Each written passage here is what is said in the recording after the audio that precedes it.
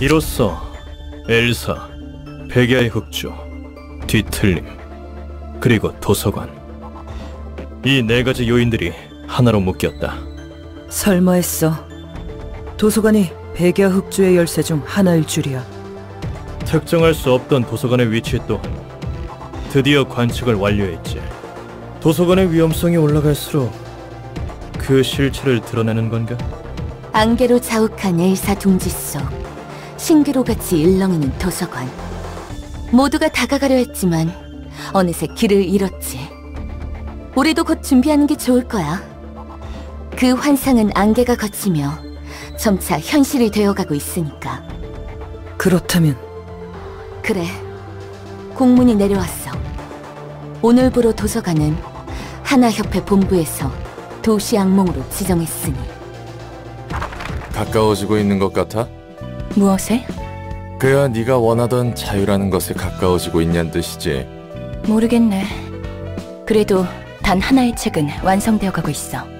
그 책만 있으면 네가 원하는 모든 일을 깔끔히 해결할 수 있는 거야? 도서관은 말 그대로 무한한 가능성을 지닌 공간이야. 존재 가능한 모든 철자를 책으로 새기지. 하지만 그저 가능성의 파편만 모아두면 쓰레기일 뿐. 무수히 많은 가능성 속에서 나에게 필요한 단 하나의 책이 만들어지도록 엮어주는 게 초대장이지. 초대장이 이끄는 대로 책과 빛을 엮다 보면 단 하나의 책을 완성할 수 있을 거야. 구하고자 하는 모든 답이 새겨진 책을 만들 수 있는 거지. 확실히 이론상으로 불가능한 건 아닌데. 이론적인 가능성에만 목을 메고 있는 건 아니야. 단 하나의 책을 만드는 과정에서 도시의 여러 면을 보고 배울 수 있었어. 이 또한 의미가 있지.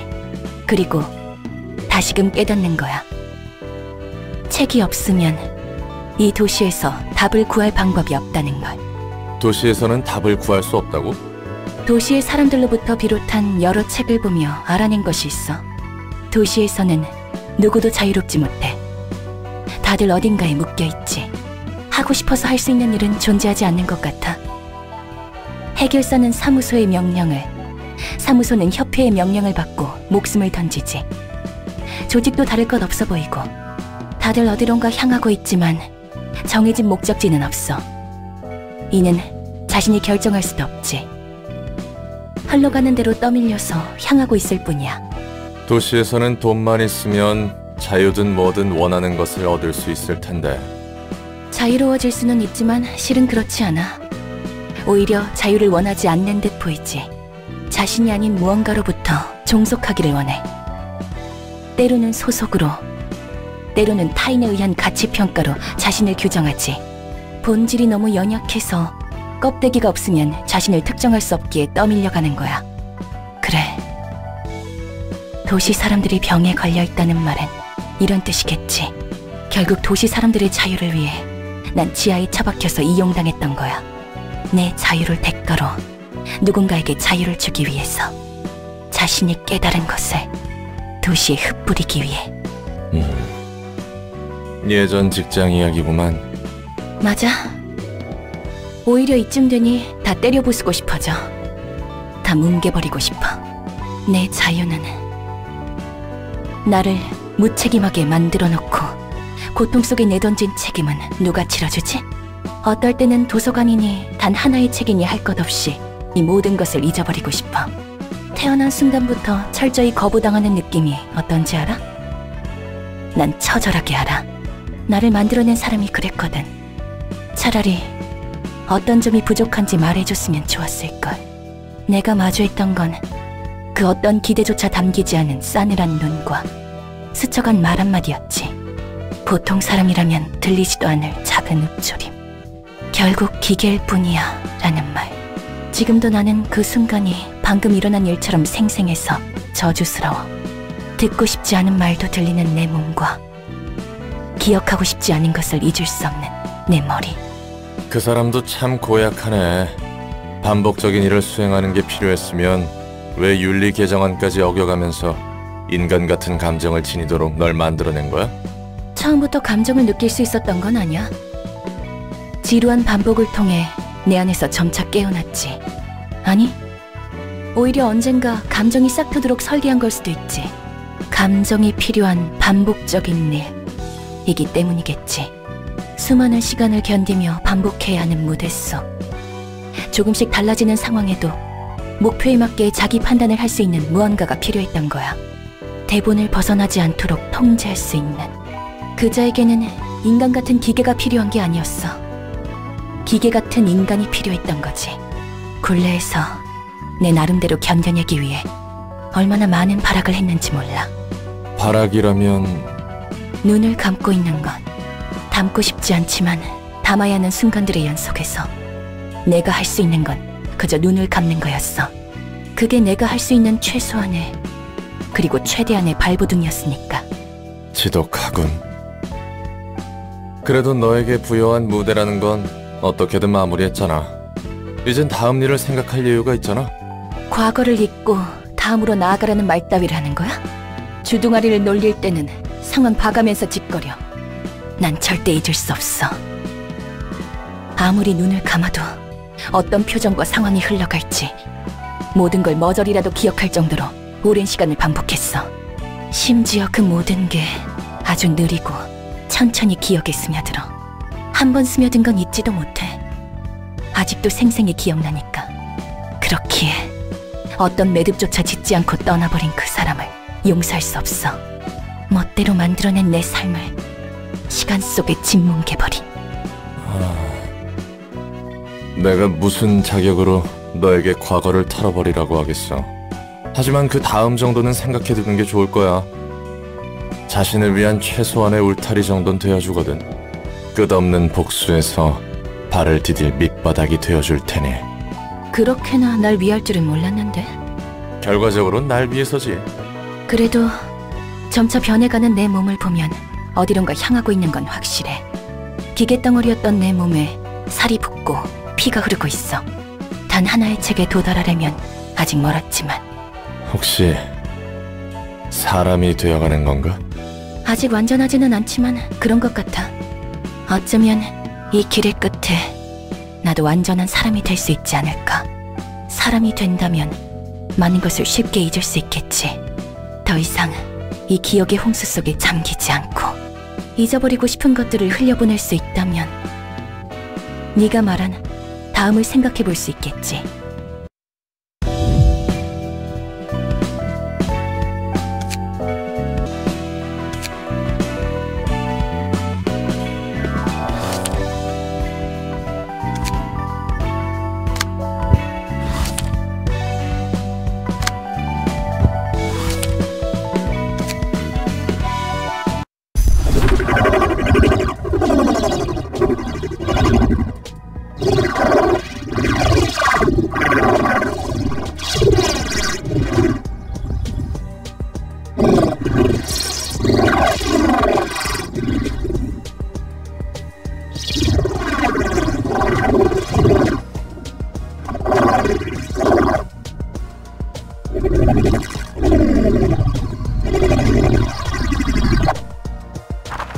이럴 줄 알았어.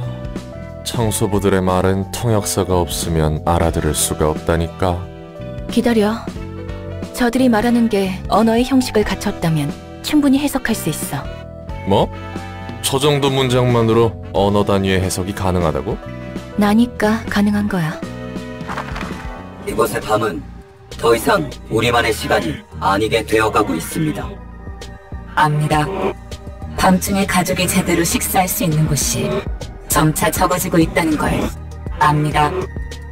최근 엘사 둥지에서 식사를 하는 가족은 안개 때문에 제대로 앞을 보기 힘들다고 합니다.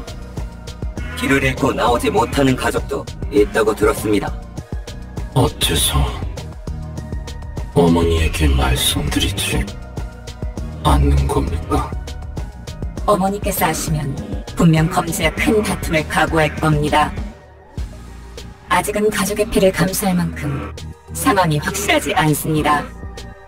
만약 검지가 정말 등을 돌렸고 어머니가 그 사실을 늦게 하신다면 많은 가족은 굶주리다 천천히 죽을 겁니다. 먹을 게 적어지면 어머니도 가족을 들리기 힘드십니다. 우리 모두 저마다의 집과 가족, 그리고 아이들이 있습니다. 아무것도 하지 말자는 게 아닙니다. 조금만 더 신중하자는 겁니다. 포로제 같은 사육제가 일주일 전에 우리 형제의 집에 쳐들어와서 가족을 먹어치운 거 알지 않습니까? 5일 전에는 동생의 집에서 늑대의 시간이 찾아와 두 가족이 처참히 죽었습니다. 3일 전에는 검지의 대행자가 이웃들을 갈기갈기 헤쳐놓지 않았습니까? 2일 전에는 인형사가 제 아이들을 데려갔습니다. 게다가 어제는 압니다. 심지어 모두 밤의 시간에 일어난 것임을 압니다. 예전 같지 않다는 것도 압니다. 더 이상 이 둥지의 밤은 우리만의 시간이 아니라는 걸 압니다. 어머니도 아실 겁니다. 우리의 보금자리가 더 필요하는 것도 압니다. 그렇다면 어째서? 일이 더 커질수록 우리의 집이 적어지는 겁니다. 검지와 완전한 다툼에 돌입한다면 우리 시간은 더 없어지는 겁니다. 지금은 우리의 힘으로 해결해야 하는 겁니다. 어떻게 해결한다는 겁니까? 도서관입니다. 우리는 도서관으로 가야 합니다. 엄지와 검지 부하들의 책이 도서관에 있음을 저는 압니다. 초대장을 받은 겁니까? 그렇습니다. 검지가 우리 어머니와 가족을 저버린 건지 확인할 수 있는 겁니다. 더불어 엘사에서 식사를 하는 가족의 고민을 해결해 줄 수도 있을 겁니다.